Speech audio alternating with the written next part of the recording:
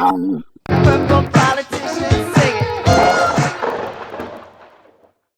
Purple World, it's Animated Clint.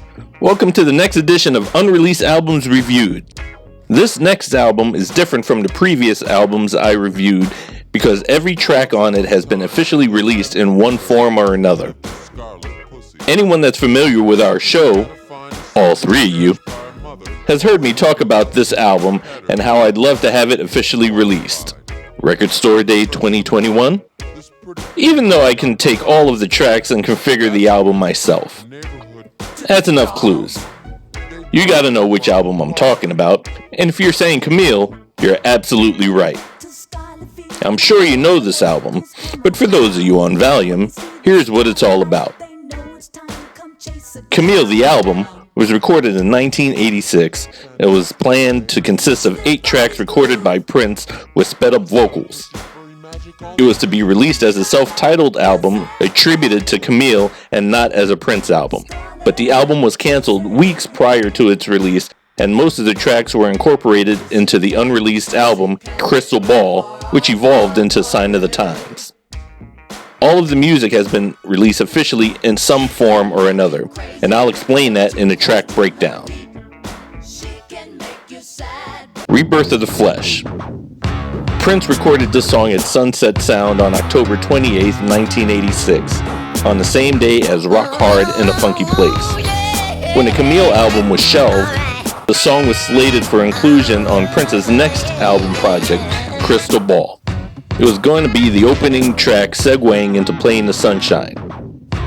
The MPG Music Club made a 1988 Lovesexy tour rehearsal recording available on September 2001, marking the point at which all of the Camille tracks have now been officially released in some form, although the original studio version was finally included on the Sign of the Times Super Deluxe album, still in a slightly longer version.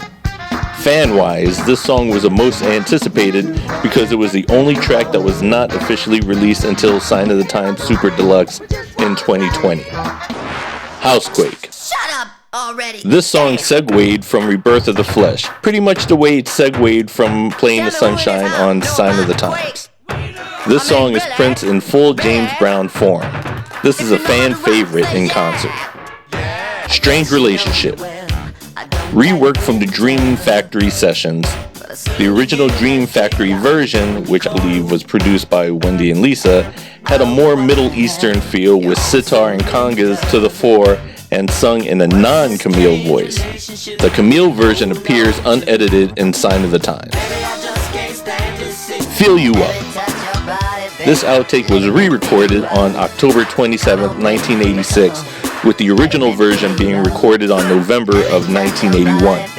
The track was finally released in 1989 as the B-side of Party Man. Shockadelica. Originally written in response to Jesse Johnson's then forthcoming album titled Shockadelica in 1986, because the album had no title track to match what Prince felt was such a great album title. Shockadelica was later included as a B-side of If I Was Your Girlfriend. Good Love. Later released on the Bright Lights Big City film soundtrack in 1988, then compiled in a shorter and Crystal Ball. If I Was Your Girlfriend was the same as released on Sign of the Times, except with the wedding intro removed. Rock Hard in a Funky Place. This was included on the Black Album 1987, which also went unreleased until it was ultimately released in 1994. It's said that Prince recorded all 8 Camille tracks in a span of 10 days. The project went far enough that Warner Brothers had queued up a test pressing of its first intended single, Shockadelica, with a B-side of Housequake. But Prince decided to withdraw the record from its intended release in January 1987. There were even some test pressings of the actual album, one of which sold at an auction in 2017 for $58,786.53. This advanced pressing shows just how close to release Camille came before Prince pulled the project. The label artwork had been finalized and advanced pressings had been distributed to some in-house executives.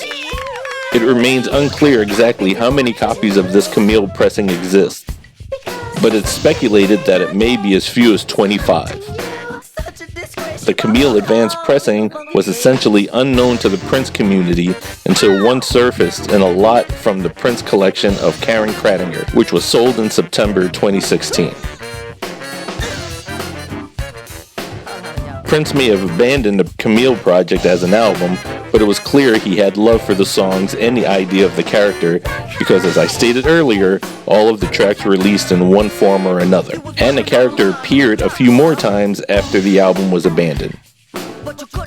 Camille showed up on Sign of the Times singing You Got the Look, and then a year later on the B-side of I Wish You Heaven singing Scarlet Pussy. And let's not forget the Love Sexy tour where he was mentioned on the tour programs and the shows. The album never gained the cult following that the Black Album achieved, probably because of the easy access to the tracks involved, but it is my favorite unreleased album just for the concept and the flow of the music. I'm sure many of you diehards know all about this album, and now that Sign of the Times Super Deluxe has finally been released, you have all built the album from the available tracks, but to me that doesn't suffice. Some of the tracks are not the same edits, and that defeats any purpose in doing so. But anyway, was it good for you? Was I what you wanted me to be? Are there any other projects you'd like me to review? Leave your suggestions in the comments. A special shout out to Duke Sims for suggesting this review in my previous reviews comments. If you want to get notifications of future reviews, make sure to subscribe to this channel and hit the notification bell to get alerts every time we upload a new video. Well, I'm Animated Clint. Peace and be wild.